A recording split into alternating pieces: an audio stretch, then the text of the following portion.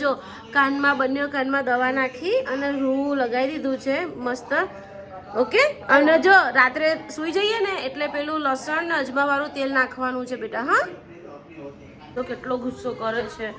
Oh my God, દરવાજો બંધ કરી અંદર જતો રહ્યો. જેનુભાઈ આજે સ્કૂલ કેવી રહી તમારી? લે ભાઈને ગુસ્સો આવી ગયો. બસ પહેલો નંબર પાસ થાય. તો ચાલ ગાઈસ ને કહી દે ગાઈસ. તો ગાઈસ અમારા જેનીશભાઈ આજે પહેલો દિવસ છે, સ્કૂલે જાય છે અને ઘરમાં તો બધો ઢાળો પડ્યો છે. હવે ભાઈ જાય એટલે હું બધું કામ કરું સરસ મજાનું. તો ભાઈ good morning. Good morning Radhe Radhe બોલો. Good morning Radhe Radhe. Bye bye બેટો, મસ્તી ના કરતો હો.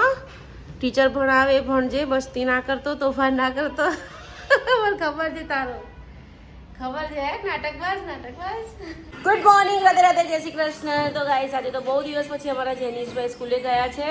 હવે આવવાની તૈયારી જ છે, 2 વાગ્યા છે અને આવીને એટલો ગુસ્સો કરશે ને તમે જોજો, કેમ કે એને ભૂખ જ એટલી લાગે. સવારે ખાલી ચા દૂધ પીને જાય, બસ પછી ત્યાં નાસ્તો ભાવે તો કરે. અરે આવી ગયો અમારા જેનુભાઈ આવી ગયા છે. 100 વર્ષના થશે અમારા જેનુભાઈ. હજી તો હું બોલી જ રહી છું. તમારા જેનુભાઈ આવે. જેનુભાઈ આવી ગયા. જેનુભાઈ આજે સ્કૂલ કેવી રહી તમારી? લે ભાઈને ગુસ્સો આવી ગયો. બસ હે દીકા રીસાઈ ગયો. જો બાણવો કદમ પ્રતિક. હા જો રીસાઈ ગયો બિચારો. આયો ને તરત એવું કરે. અરે તારું આ નથી આવતું, ખાલી ફેસ આવે છે. ના દેખાવું પડે તો. દીકો કેમ રીસાઈ ગયો માં છોકો? જો પાણીનું બોટલ બધું ફેંક્યું. મેં કીધું તો ને જેનુભાઈ આવીને તરત ગુસ્સો કરશે. જો કેટલો ગુસ્સો કરે છે. ઓ માય ગોડ, દરવાજો બંધ કરી અંદર જતો રહ્યો. આપો શું થયું માં છોકો? આ બાપરે બાપ, મને ધક્કો મારીને કાઢી મૂકી. ઓ બાપરે બાપ, તો મને ખબર હતી 2 વાગે આવે ને એટલે ભાઈ ગુસ્સામાં જ આવે. તો કેવો રીસાઈ ગયો. કેવું પણ જોયું ગાઈસ કેવો રીસાઈ ગયો. મને ખબર જ હતી 2 વાગે આવે ને એટલે ભાઈ ભૂખ્યા હોય ને એટલે ગુસ્સો જ કરે. અત્યારે તો રીસાઈને દરવાજો બંધ કરી દીધો છે. મને કાઢી મૂકીને પણ એનું ફેવરેટ જમવાનું બનાવ્યું છે મેં, વઘારેલી ખીચડી, એટલે ખુશ થઈ જશે. જજો તો કંઈ નહીં, ચલો જમી લઈએ. આ લોકો બધા આવી ગયા છે. દક્ષુને તો બાએ જમાડી લીધું, હવે હું પણ જમી લઉં. ગાઈસ અમારા દક્ષુભાઈને બા મસ્ત મજાનો સ્પોન્જ કરે છે. પહેલા એનો ફેસ સ્પોન્જ કર્યો, મસ્ત ટી-શર્ટ બદલાવી અને એકદમ નવડાવી દીધો એવું જ. અને હવે તો જો પગ બધુંય બા લૂછી આપે છે. નાની માં એને કેટલી સેવા કરે છે. નાની માં આખો દિવસ એની પાછળ જ હોય. કા હા નીકળ આવ્યો છે. ક્યારે હવે તમને સારું થશે ભાઈ? બધા બ્લોગમાં તમારી મસ્તી મિસ કરે છે કે દક્ષ જેનીશ ક્યારે મસ્તી કરશે, અમને ક્યારે એવા બ્લોગ જોવા મળશે. કોમેન્ટો કેવી આવે છે લોકોની. 3-4 મહિના પછી. 2-3 મહિના પછી. ભારતીબેન થઈ ગઈ? હા થઈ ગઈ મારી. ગાઈસ આજે અમારા દક્ષભાઈની ફરમાઈશ હતી કે મમ્મી ઢોસા બનાવો.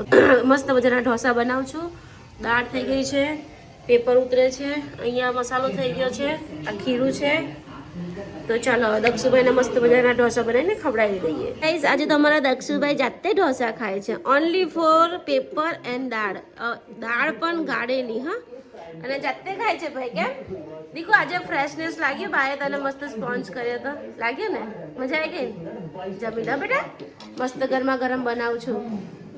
તો ગાઈસ અત્યારે 8:30-9 થયા છે. જેનીશ ક્યારનો નીચે રમવા ગયો છે, હજી આવ્યો નથી. બોલો અહીંયા મારા મસ્ત ઢોસા બી થાય છે અને એનો વેઇટ કરું છું. પ્રતિક અને દક્ષ જમે છે અને એનો વેઇટ કરું છું. એની જ ફરમાઈશથી મેં ઢોસા બનાવ્યા છે, બંને ભાઈની ફરમાઈશથી.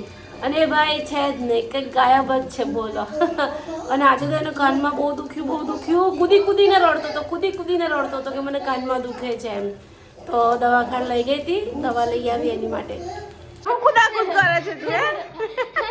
ચાલ તારા ઢોસા બની ગયા મસ્ત મજાના. ચાલ એ ભગવાન, ઘરમાં આવીને તરત જ ગાઈસ અમારા જેનીશભાઈને નીચે રમવા જવાની લાઈનમાં જો ખાધું નહીં ઢોસો એટલો બાકી રાખ્યો. એક ઢોસો ખાઈને નીચે ઉપડ્યો અને જો બંને કાનમાં દવા નાખી અને રૂ લગાવી દીધું છે મસ્ત. ઓકે, અને જો રાત્રે સુઈ જઈએ ને એટલે પેલું લસણ ને અજમા વાળું તેલ નાખવાનું છે બેટા. હા ઓકે ને? મારા જેનીશભાઈ મેં પપ્પાને વારે ઘડીએ કે પપ્પા મને કાનમાં સંભળાતું નથી. જ અને આ ખાધું છે કેટલું બગાડ્યું છે હવે સાફ કરું બાય જેનિસને કાનમાં દુખે છે ને તો મસ્ત અજમો અને લસણ કકડાઈને અને આ ઠંડુ પડશે ને પછી એના કાનમાં નાખીશ અને જોઈ લો ઢોસા પાર્ટી થઈ ગઈ છે પણ કિચનની હાલત જુઓ હમણાં ચપટીમાં સાફ થઈ જશે જોજો તો ગાઈસ અમારા જેનિસભાઈને પાછું બહુ કાનમાં દુખવા લાગ્યું તો મેં અત્યારે દવા પીવડાવી જેનું તને બહુ શરદી થઈ ગઈ છે જેનું તને કોઈ નીચે હેરાન કરે છે આપણો ભાઈ નથી આવતો રમવા તો કોણ હેરાન કરે છે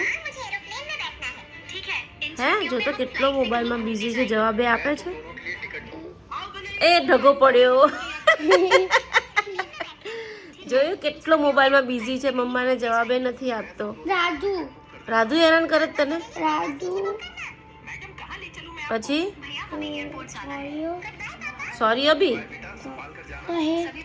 હેત બી હેરાન કરે છે શું કહે છે બધા તને કેમ હેરાન કરે છે તારી ચડ્ડી ઉતાર્યા કરે તો તું શું કરે એ ચડ્ડી ઉતારે તો તું ઉપર ચડાવી દે તો મારે નહીં એ લોકોને કોઈને તો બધાને કહી દેવાનું જો મારી ચડ્ડી ઉતારશો ને તો હું મારી મમ્મીને કહી દઈશ દક્ષું નથી એટલે કઈ મને હેરાન નહીં કરવાનું કોઈ હા ને મારી મમ્મીને બોલાવી લાવીશ જો મને આવું હેરાન કરશો તો કહી દેવાનું ઓકે ડન બેન તમને ઢોસા કેવા ભાવ્યા મારા હાથના ભાયા કેવા બન્યા હતા સરસ સરસ બન્યા હતા સાચું સાચ તાર બહુ જે મજાક નહીં કરતી હશે છે કેમ તો ગાઈસ આજે તો હજી 9:30 થયા છે ને અમારા દક્ષુભાઈ મોબાઈલ જોતા જોતા સૂઈ જ ગયા બોલો મસ્ત 2 ઢોસા ખાધા અને સૂઈ ગયો કેમ કે ગઈકાલ રાત્રે બી અમને બહુ હેરાન કર્યા છે આજે સવારે બી બહુ જ વહેલો ઉઠી ગયો હતો અને બપોરે પણ સૂતો નહોતો બસ આખો દિવસ મોબાઈલમાં જ પડ્યો રહે છે ચાલતો નથી કોઈ એક્સરસાઇઝ નહીં કરતો અને બસ આમ એકદમ આમ પેલું કે ને આમ બીમાર માણસની જેમ જ રહે છે પણ એકચ્યુઅલમાં એને થઈ ગયું છે સારું પણ એ ડરે છે એની જે યુરિન બેગ છે ને એ બેગથી એવો એ ડરે છે કે મને કદાચ પેટે જે કાણું પાડીને યુરિન બેગ નાખી છે ને એ કે કદાચ એ નીકળી જાય એને ત્યાંથી એના માટે એ ડરે છે એટલે નથી ચાલતો બાકી તો ઓલરાઈટ થઈ ગયો મસ્ત જ આખો દિવસ મોબાઈલમાં જઈને હસ્યા જ કરે છે તો કંઈ નહીં અત્યારે સૂઈ ગયો છે એટલે હવે હું જેનિસને બહાર જ સુવડાવીશ અંદર નહીં લઈ જાઉં જેનિશભાઈ અંદર રૂમમાં જશે ને તો પાછો ઉઠી જશે એના ધમાલાના પેતરા બહુ અમારા જેનિશભાઈના તો મમ્મી પણ અંદરની રૂમમાં જઈને આડી પડી છે આજે ઢોસા બનાવ્યા હતા પણ મારે તો ઢોસા ખાવાના જ નહોતા કેમ કે મારે ચોખાની બાધા છે એટલે મેં હમણાં જસ્ટ દૂધ ભાખરી ખાધા અને હવે અમારા લલ્લાને લડ્ડુ ગોપાલને સુવડાવીને હું પણ સૂઈ જાઉં તો ગાઈસ આજનો બ્લોગ પસંદ આવ્યો હોય તો ચેનલને સબસ્ક્રાઈબ કરજો લાઈક કરજો ફરી મળી ગયા નવા બ્લોગમાં બાય બાય